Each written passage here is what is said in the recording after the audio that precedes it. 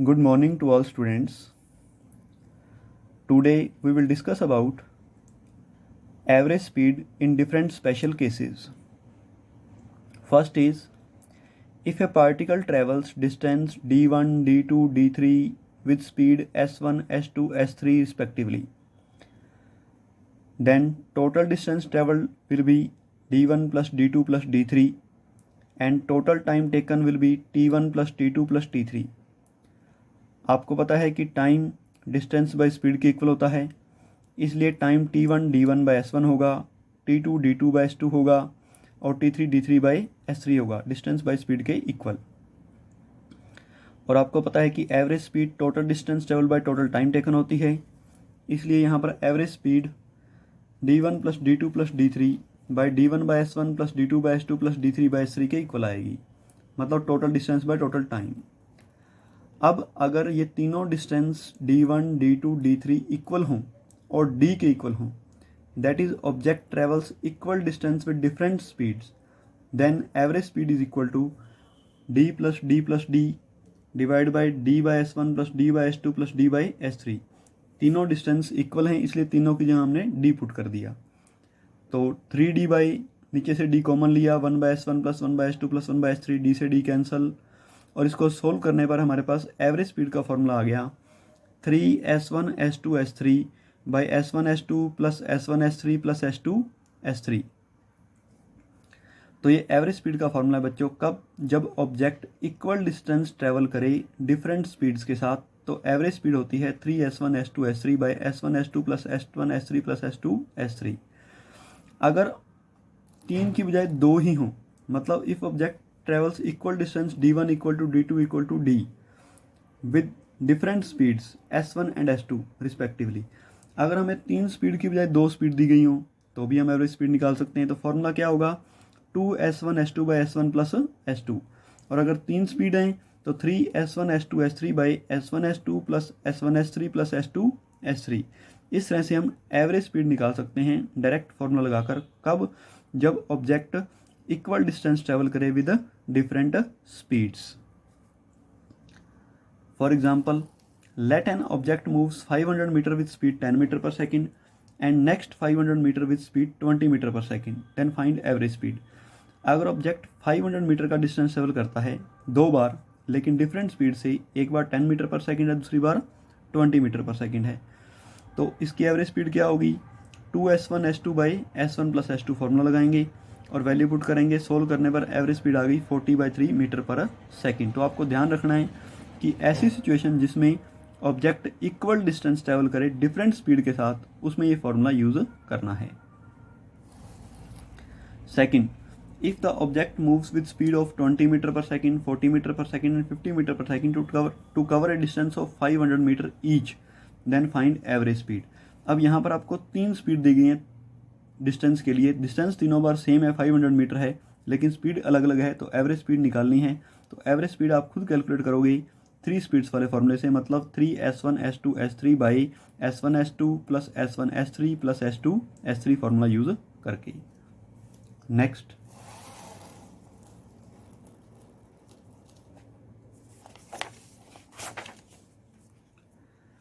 Second case, if a particle travels with speed s1 s2 s3 etc for time intervals t1 t2 t3 respectively। अब particle different speed चल रहा है और different time के लिए चल रहा है। टोटल टाइम हो जाएगा t1 plus t2 plus t3 और टोटल डिस्टेंस ट्रेवल होएगा, डिस्टेंस आपको पता है बच्चों स्पीड इंटू टाइम होता है, तो पहला डिस्टेंस s1 t1, दूसरा डिस्टेंस s2 t2 और तीसरा डिस्टेंस s3 t3 आएगा।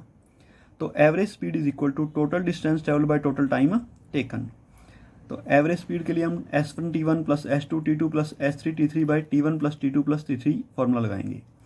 If t1 equal to t2 equal to t3 equal to t, अगर ये तीनों टाइम इक्वल हों तो तीनों टाइम की जगह हम t पुट कर देंगे, t पुट करके सोल्व करेंगे तो हमारे पास एवरेज स्पीड का फॉर्मूला आ जाएगा। Average speed is equal to s1 plus s2 plus s3 by 3। It means when object travels with different speeds s1 s2 s3 but for equal time t1 equal to t2 equal to t3 equal to t, then average speed is equal to the arithmetic mean of different speeds।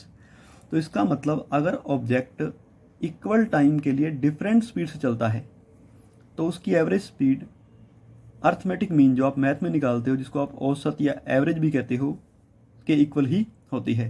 तो यहाँ पर हमें 3 speed दी गई हैं तो average speed S1 plus S2 plus S3/3 है। अगर 2 speed होती तो average speed S1 plus S2 by में 2 आ जाती। अगर 4 स्पीड दी जाएंगी तो average speed is equal to S1 plus S2 plus S3 plus S4/4 आ जाएगी। तो आपने ये 2 सिचुएशंस ध्यान रखनी है बच्चों। पहली सिचुएशन में क्या था कि अगर ऑब्जेक्ट इक्वल डिस्टेंस ट्रेवल करता है डिफरेंट स्पीड से तो एवरेज स्पीड कैसे निकालनी है, और इस सिचुएशन में क्या है कि अगर ऑब्जेक्ट डिफरेंट स्पीड से चलता है लेकिन इक्वल टाइम के लिए, तब एवरेज स्पीड कैसे निकालनी है। For example, a man walks with speed of 2 metre per second for 30 second and then with speed of 3 metre per second for next 30 second.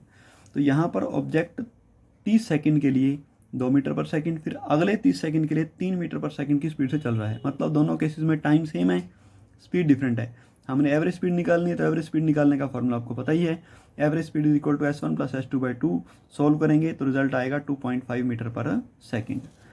इसी तरह से आपको ये 2 क्वेश्चन अब सोल्व करने हैं। इन दोनों क्वेश्चन में बच्चों आपको एवरेज स्पीड निकालनी है, सेकंड और थर्ड में। ये आपके लिए होमवर्क है। Next,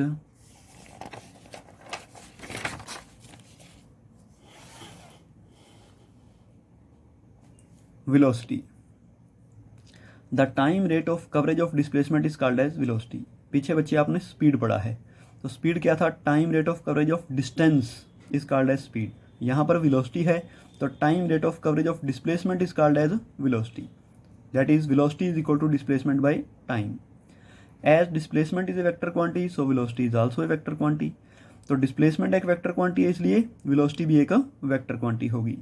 it's direction is same as that of displacement. Velocity की डायरेक्शन डिस्प्लेसमेंट की डायरेक्शन के सेम होती है। तो वेलोसिटी का SI यूनिट, CGS यूनिट और डायमेंशनल फॉर्मूला आपके लिए होमवर्क है। Note, in terms of derivative we can say that velocity is rate of change of displacement with respect to time। बच्चों स्टार्टिंग में +1 फिजिक्स की स्टार्टिंग में मैंने आपको कुछ मैथमेटिकल कंसेप्ट करवाए थे जिसमें डेरिवेटिव का जिक्र भी आया था। तो यहाँ पर हम डेरिवेटिव के टर्म में लिखना चाहें तो वेलोसिटी क्या होती है, ds/dt। इसको हम ऐसे भी कह सकते हैं rate of change of displacement with respect to time.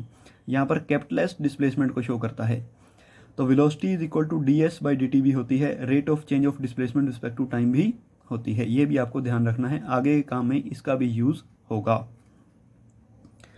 Average velocity, it is defined as the ratio of total displacement to the total time taken. जैसे हमने एवरेज स्पीड पढ़ा था वैसे यहाँ पर हम एवरेज वेलोसिटी पढ़ रहे हैं। तो एवरेज वेलोसिटी क्या होगी, total displacement by total time taken. Next, instantaneous velocity. The velocity of body at a particular instant of time is called as instantaneous velocity. जैसे हमने इंस्टेंटेनियस स्पीड पढ़ा था, यहाँ पर है इंस्टेंटेनियस वेलोसिटी।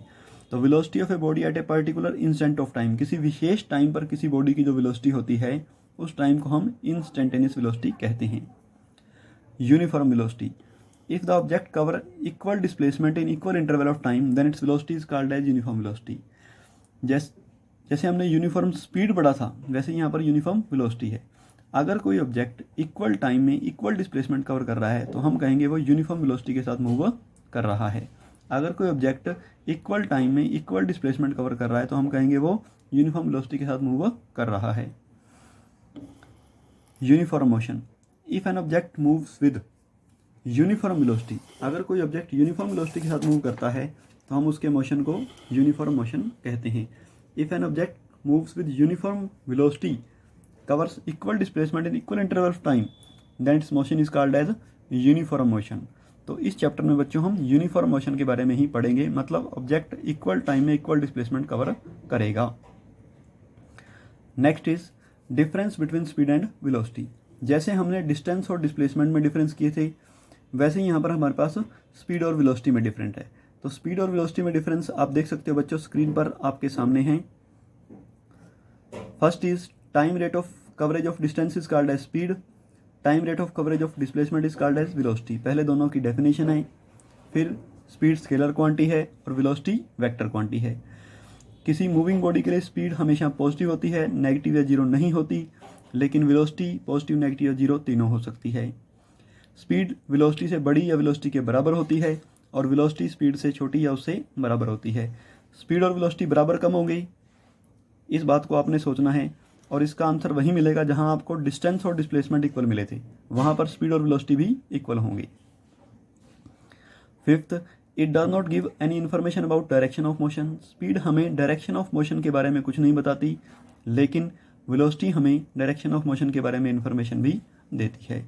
तो बच्चों ये स्पीड और वेलोसिटी के बीच में डिफरेंस है। तो आपको स्पीड की जगह स्पीड यूज़ करना है और वेलोसिटी की जगह वेलोसिटी ही यूज़ करना है, दोनों को मिक्स नहीं करना, क्योंकि ये दोनों क्वांटिटी डिफरेंट हैं, इसलिए इन दोनों के बीच में डिफरेंस आपको पढ़ाए जा रहे हैं।